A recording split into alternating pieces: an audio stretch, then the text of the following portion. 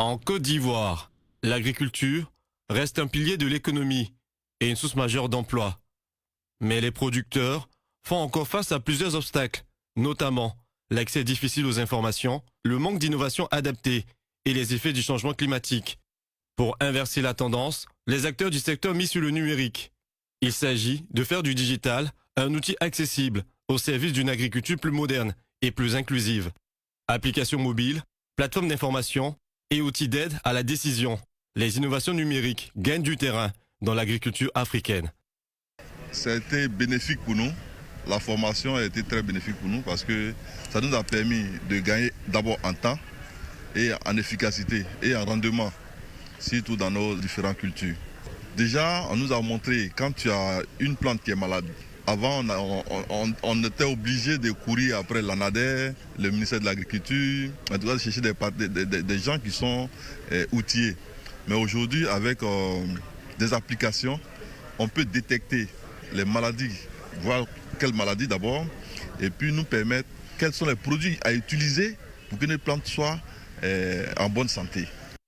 Cette concertation vise à définir une feuille de route pour accélérer la transformation digitale du secteur agricole ivoirien. Cette concertation aujourd'hui vient à point nommé et on va dire que cette initiative-là aussi est en train de tendre à son terme d'ici septembre 2026. Mais l'avantage, c'est que cette initiative ne vient pas simplement aider les producteurs, mais c'est pour que quelque chose puisse rester de manière pérenne. Et le ministre Bruno Namagné l'a si bien détaillé avec ces 7 leviers pour lesquels il veut transformer l'agriculture ivoirienne. Et le numérique joue un grand rôle dans cette transformation-là. C'est un outil qui peut permettre à un agriculteur de pouvoir avoir l'information, par exemple, des marchés, de pouvoir commercialiser, de pouvoir transformer, de pouvoir être acteur, on va dire, et au centre de cette politique agricole. Le numérique se positionnait à tous les maillons de la chaîne. Vous voyez, que ce soit au niveau de la production, au niveau de la transformation, de la commercialisation, ce que nous disons, le système de marché que nous avons mis en place, c'est un système d'information pour la mise en marché. Et dans le domaine de la transformation, il y a également des solutions numériques qui existent et qui permettent aux gens de s'assurer que le maillon de la transformation se met en place, se déroule correctement et facilite le travail des transformateurs. Cette concertation marque l'aboutissement du projet Digitop, mené en Côte d'Ivoire et en Guinée de 2023 à 2026, avec l'appui de l'Agence française de développement. Il a permis de former des acteurs agricoles et de développer Simagri, un outil d'information sur les marchés destinés aux producteurs. La rencontre vise désormais à renforcer les solutions numériques pour une agriculture ivoirienne plus compétitive et résiliente. 6 ans après la disparition d'Amadou Gon Coulibaly, l'Institut de formation politique, qui porte son nom, poursuit sa mission de transmission des savoirs. À la veille de la commémoration de sa disparition, 64 auditeurs de la 5e promotion ont reçu leur diplôme après 9 mois de formation sur les enjeux politiques et institutionnels. Ce diplôme représente tout pour moi parce qu'à travers l'Institut Amadou Gon Coulibaly, j'ai appris plein de choses. Et j'ai retenu de la formation d'abord la gestion gouvernementale sur la santé et la gestion humaine. Vous savez que moi je suis leader de jeunesse déjà, dans mon quartier je suis leader de jeunesse, donc c'est tout ce qui m'a motivé. Et déjà il y a l'homme aussi qui est Amadou Gon Coulibaly, qui est une personne très engagée dans la vie politique et une personne loyale bien sûr. Voilà, donc je peux dire, ce sont mes ambitions politiques qui m'ont motivé à fréquenter cette école-là. Cette 5e promotion, baptisée du nom du vice-premier ministre Téné Birahima Ouattara, rend hommage à un parcours d'engagement et de responsabilité. Les 64 auditeurs diplômés sont invités à s'inspirer des valeurs de leadership, de discipline et de service à la nation portées par l'Institut.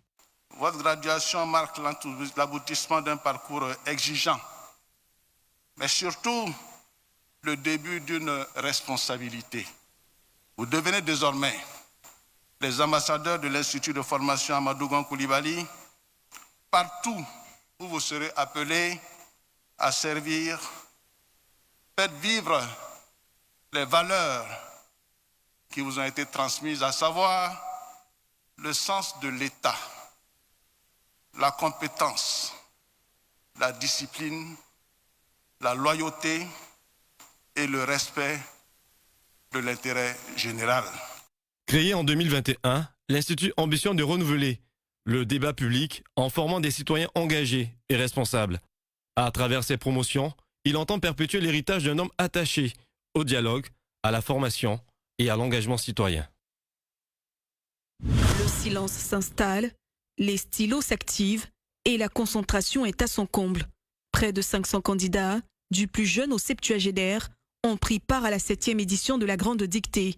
Pendant près d'1 heure, les participants se sont prêtés à l'exercice de la langue française, entre confiance et appréhension, avant le très attendu verdict des résultats. La première place est remportée par Simon-Pierre Ngebo, avocat de formation au bureau du Cameroun, qui participe à la Grande Dictée pour la 2e fois. Il faut s'exercer, il faut lire pour des occasions comme celle-ci, mais aussi pour son propre plaisir, pour l'intérêt de ne pas faire de fautes ou d'en faire le moins possible quand on rédige un texte soi-même. Dieudonné Kobadja, professeur de français et de latin âgé de 70 ans, venu s'inspirer de ce concours pour coacher ses élèves, repart avec la 2e place. Parce qu'il faut dire que les élèves sont très très faibles en orthographe. Et je voudrais apprendre cela pour les motiver à se mettre à apprendre dans l'apprentissage de l'orthographe et de la grammaire particulièrement. Avec 500 participants, dont 30% venus de l'intérieur du pays et 70% d'Abidjanais, cette 7e édition, disputée en une seule manche, confirme le regain d'intérêt des Ivoiriens pour la lecture et la langue française. Fort de cet engouement, les organisateurs ambitionnent de mobiliser encore plus de participants lors des prochaines éditions, avec l'appui de leurs partenaires. Il faut dire que c'est le lieu pour moi d'inviter peut-être aussi les autorités à nous accompagner plus, à faire de cet événement un événement national à part entière. Vous avez vu la grande dictée des Champs-Élysées?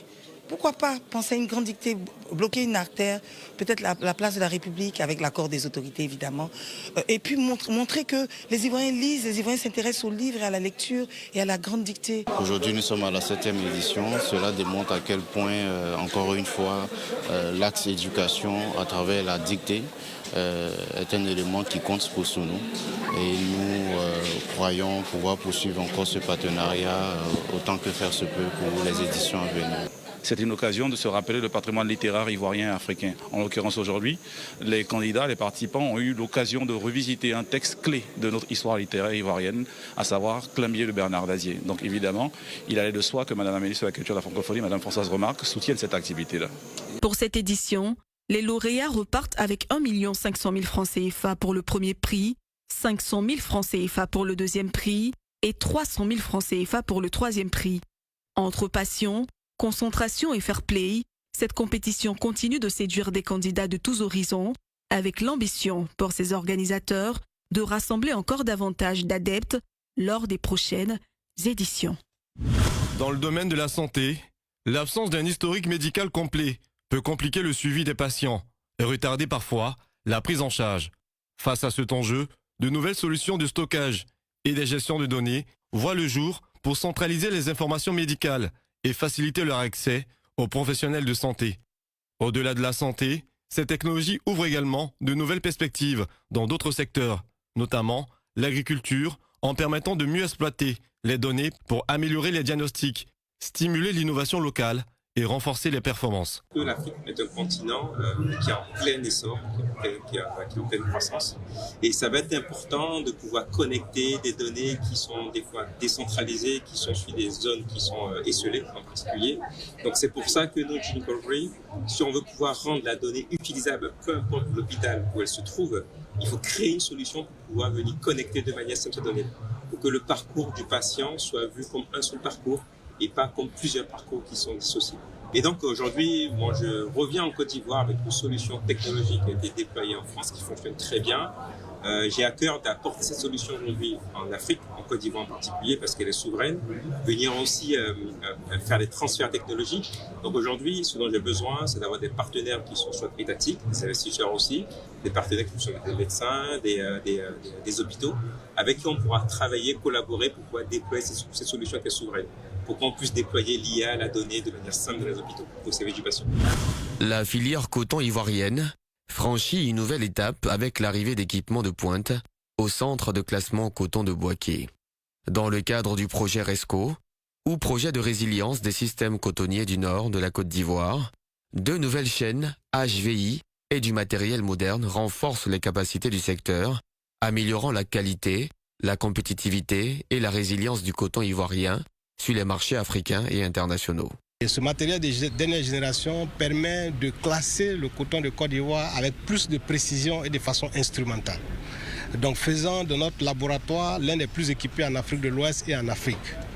Donc aujourd'hui, la qualité du coton ivoirien est mise en avant avec cette salle qui vient d'être équipée et le laboratoire est en train de rentrer dans un processus d'accréditation avec des partenariats à haut niveau avec la bourse du coton à Bremen.